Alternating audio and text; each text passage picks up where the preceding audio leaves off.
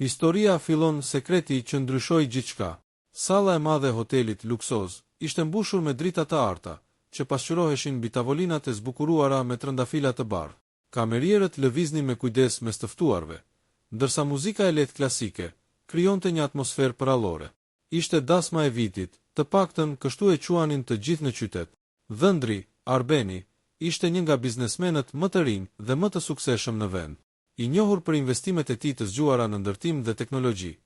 Ai ishte bërë milioner para moshës 35 vjeçare. Media kishte shkruar për të, njerëzit e admironin, ndërsa shumë vajza e kishin ndëruar si bashkëshort. Por sot ai do të martohej me Elirën, një vajzë e thjeshtë, e rritur në një familje modeste, me zemër të madhe dhe buzëqeshje të qetë. Ata ishin njohur 3 vite më parë në një event bamirësie. Ajo punonte si koordinatore vullnetarësh. Ai ishte sponsori kryesor. Askush nuk e dinte saktësisht si nisi dashuria mes tyre. Disa thoshin se ishte rastësi. Të tjerë mendonin se ishte një histori si në filma. Vajza e thjeshtë që fiton zemrën e milionerit. Por ata që i njihnin nga afër, e dinin që lidhja e tyre ishte e thellë, e ndërtuar mbi respekt dhe ndjenja të sinqerta. Ose të paktën kështu dukej. Pak minuta para ceremonisë, Elira ishte në dhomën e nuses.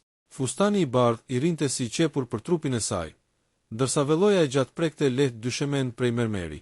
Në pasqyrë, ajo shihte një version të vetes që dikur e kishte imagjinuar vetëm në ëndra. Shokët e saj po qeshnin, duke bërë foto dhe duke e komplimentuar. Por në një moment, dera u hap me ngadalë. Ishte kushërira e Arbenit, Sara. Ajo dukej e tensionuar. Elira, a mund të flasim një minutë vetëm? Tha ajo me zë të ulët. Elira ndjeu një therrje të lehtë ankthi. Diçka në fytyrën e Sarës nuk ishte normale. Ajo i kërkoi shoqeve të dilnin për pak dhe dera u mbyll. Sara hezitoi disa sekonda. Pastaj nxori telefonin. Nuk di nëse duhet ta bëj këtë, por mendoj se meriton ta dish para se të thuash po. Në ekran ishte një mesazh. Një bisedë e ruajtur. Arbeni dhe një grua tjetër. Elira e ndjeu gjakun t'i ftohej. Mesazhet ishin të qarta. Jo vetëm flirt, por diçka më shumë. Diçka e vazhdueshme. Takime të fshehta. Premtime. Kjo është e fundit, para 2 javësh, tha Sara me zë të dridhur. Nuk mund ta shihja të martoheshe pa e ditur. Heshtje. Muzika nga salla dëgjohej larg, si një jehone e çuditshme.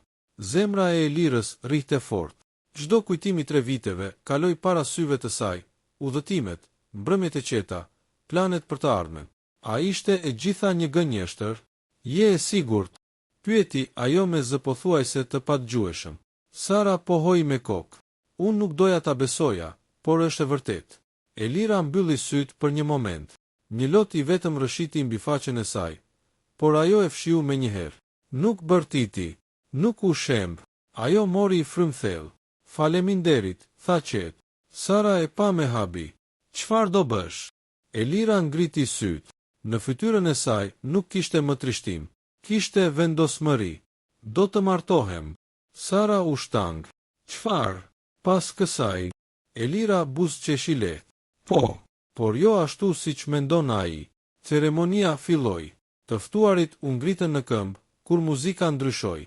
Dyert e mëdha u hapën dhe Elira u shfaq, si një engjëll në të bardha. Askush nuk e dinte çfarë po ndodhte brenda saj. Arbeni buzëqeshi kur e pa. Sytë e tij shkëlqenin. Ai duke i sigurt, krenar, fitimtar. Ajo eci drejt tij me hapa të qetë. Çdo hap ishte një vendim. Kur arriti pranë tij, ai i pëshpëriti.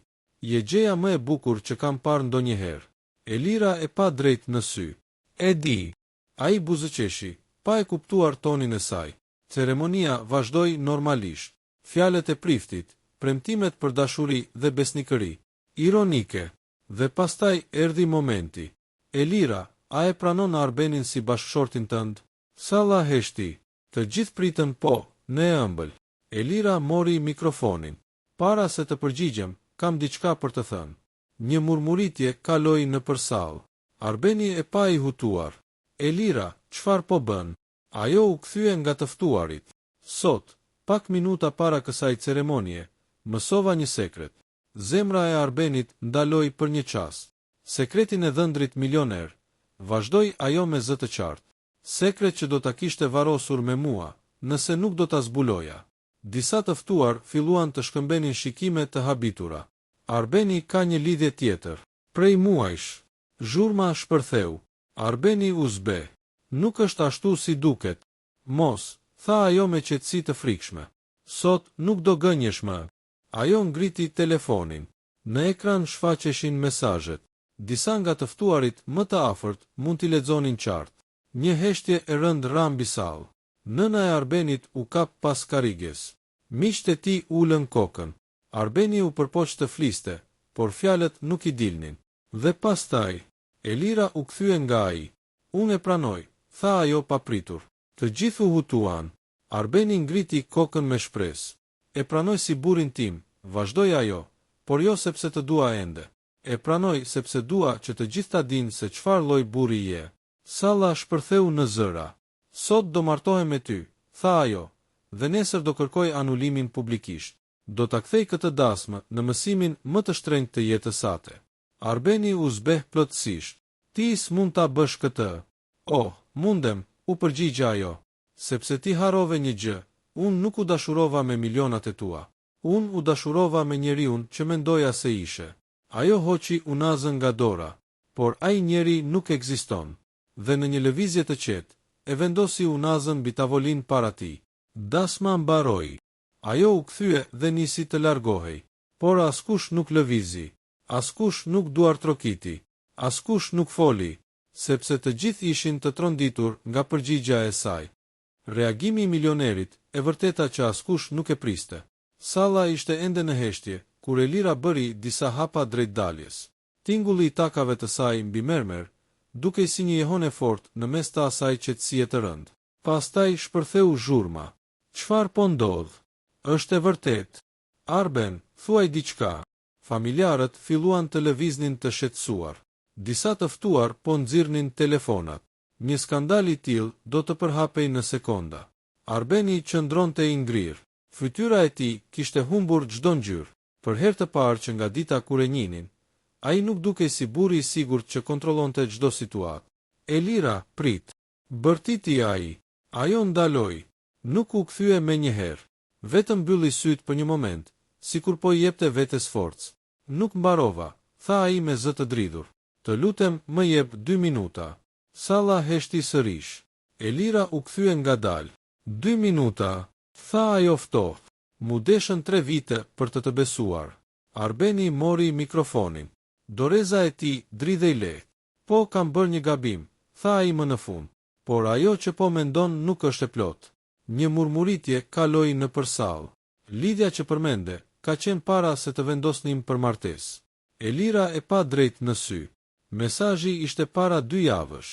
Ai u hesht për një sekond. Po, pranoj, sepse ajo nuk po më linte të qetë. Të gjithë e shikonin. Ajo është një ish partnere biznesi, vazhdoi ai. Ne kemi pasur një marrëdhënie vite më parë. Kur mbaroi, ajo kërcënoi të shkatëronte disa projekte të mia. Kam tentuar ta mbyll gjithçka pa ta treguar, sepse nuk doja të lëndoja. Elira ngriti vetullat. Pra mendove që gënjeshtra do më mbronte. Mendova që mund ta zgjidhja pa e përfshirë jetën tonë. Një heshtje e tensionuar mbushi sallën. Nëna e Elirës po qante në rreshtin e parë. Babai i saj duke i ngrirë nga zemërimi. A e do ende? Pyeti Elira papritur. Pyetja e goditi si rufe. Jo, tha ai menjëherë. Jo, unë dua ty. Atëherë pse nuk më the të vërtetën? Arbeni u përpoq të afrohej një hap, por ajo ngriti dorën për ta ndalur. Mos, tha ajo qetë. Mos e kthe këtë në një skenë ku ti je viktima. Fjalët e saj ishin të qarta, të forta. Ai u rrëzua emocionalisht para syve të gjithëve. Kam frikë, tha ai papritur. Gjithmonë kam pasur frikë të humbas gjërat që dua. Kur u rrita, familja ime humbi gjithçka. U betova që nuk do të isha më kurrë i pambrojtur. Parat më dhan siguri, por më bën edhe të fshihem pas tyre.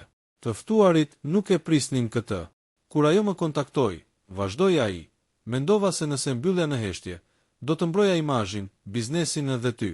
Por nuk e kuptova që po shkatëroja besimin. Elira e dëgjonte me sy të palëvizshëm. Ti nuk më tradhtove vetëm me mesazhe, tha ajo ngadalë. Ti më tradhtove me heshtje. Këto fjalë ranë sigur në ujë. Arbeni mbylli syt. Ke të drejtë. Një fjali që askush nuk priste ta dëgjonte nga ai. Një nga miqtë e tij më të afërt u ngrit. Arben, ndalo. Këtë mund ta zgjidhni privatisht. Por Elira tunte kokën. Jo. Sot gjithçka ishte publike. Dashuria, premtimet, unaza. Edhe e vërteta do jetë publike. Ajo ju afrua atij për herë të fundit. Unë nuk dua një burr perfekt, tha ajo. Unë dua një burr të sinqert. Milionat e tua nuk më bëjnë përshtypje, por karakteri po. Arbeni e pa me sy të mbushur me pendes. Më jep një shans. Salla mbajti frymën. Elira heshti për disa sekonda që dukeshin si minuta të gjata. Pastaj ajo bëri diçka që askush nuk e priste. Ajo mori unazën nga tavolina dhe ja vendosi përsëri në dorë. Një val habie përshkoi sallën. Kjo nuk është falje, tha ajo qartë. Është provë. Arbeni e pa i hutuar. Ne do martohemi sot, vazhdoi ajo, por jo për të fshehur skandalin. Do martohemi sepse unë nuk dua të iki nga diçka, pa e kuptuar plotësisht. Të ftuarit po pëshpërisnin. Por dëgjo mirë, tha ajo duke e parë drejt në sy. Nëse edhe një herë zgjedh të më fshehesh të vërtetën, nuk do ketë sken, nuk do ketë paralajmërim. Do largohem në heshtje. Dhe këtë herë përgjithmonë. Arbeni pohoi me kokë. E kuptoi. Prifti, i hutuar, pyeti me zë të pasigurt. A vazhdojmë? Elira mori frymë thellë. Po. Ceremonia rifilloi. Kur erdhi momenti i betimeve, Arbeni nuk lexoi tekstin e përgatitur. Premtoj, tha ai, që nga sot e tutje, nuk do fsheh asgjë. Edhe nëse e vërteta më kushton gjithçka. Elira e dëgjoi me sy të lagur, por të fortë. Dhe unë premtoj, tha ajo, që do të qëndroj vetëm për sa kohë që respekti dhe ndeshmëria jetojnë mes nesh. Ata than po, por këtë herë, fjala kishte një peshë tjetër.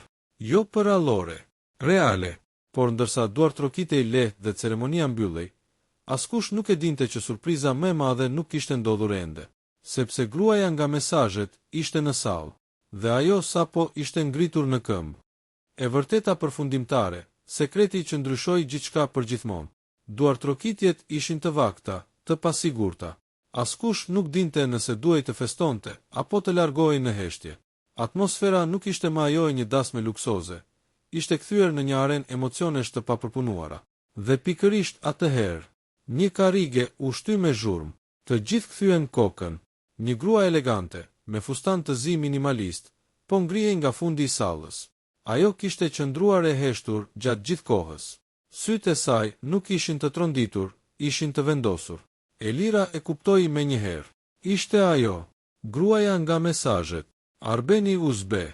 Çfarë po bën këtu? I përshpëriti ai me zë të dridhur. Gruaja buzëqeshi lehtë. Mendove se do rria jashtë kësaj historie. Salla u përfshi nga një murmuritje e re. Disa të ftuar filluan të filmonin hapur. Ajo eci drejt përpara, me hapa të qetë, derisa arriti disa metra larg çiftit. Më vjen keq që duhet ta bëj këtë sot, tha ajo me një ton të kontrolluar, por ndoshta është dita e duhur për të vërtetën e plot. Elira nuk lëvizi. Thuaje, tha ajo ftohtë. Gruaja mori i frymë thellë. Arbeni nuk po ju tregon gjithçka. Një heshtje e fortë ra mbi sallë. Po, ne kemi pasur një lidhje në të kaluarën. Po, kemi komunikuar së fundmi, por arsyeja nuk ishte ajo që mendoni. Arbeni mbylli syt për një moment. Mjaft, tha ai. Jo, ja ktheu ajo. Jo më gënjeshtra me gjysmë të vërteta. Ajo nxori një zarf nga çanta. 2 muaj më parë, një nga projektet e tua më të mëdha ishte në prag falimentimi. Investitorët do të tërhiqeshin. Ti do humbisje pothuajse gjithçka. Të ftuarit u shtangën. Arbeni ishte gjithmonë simbol i suksesit të pathyeshëm. Unë hyra si ndërmjetëse, vazhdoi ajo. Jo si e dashur, si partner strategjik, por kushti im ishte që të përballej me të kaluarën, jo ta fshihte. Elira e pa Arbenin. Është e vërtet. Ai heshti për disa sekonda. Pastaj pohoi me kokë. Po, projekti ishte drejt kolapsit. Nëse do dështonte, jo vetëm biznesi im, por qindra punonjës do mbeteshin pa punë. Salla u mbush me përshpërima. Dhe pse nuk ma the? Pyeti Elira. Sepse nuk doja që dasma jon të dukej si një shpëtim financiar. Nuk doja që të mendoje se po martohesha për të mbuluar një krizë. Elira e ndjeu zemrën t'i rrihte fort. Pra, ti po luftoje për të mbajtur gjithçka në këmbë, dhe unë mendova se po më tradhtoje. Gruaja ndërhyri. Ai bëri gabimin më të madh, zgjodhi heshtjen. Por jo tradhtin.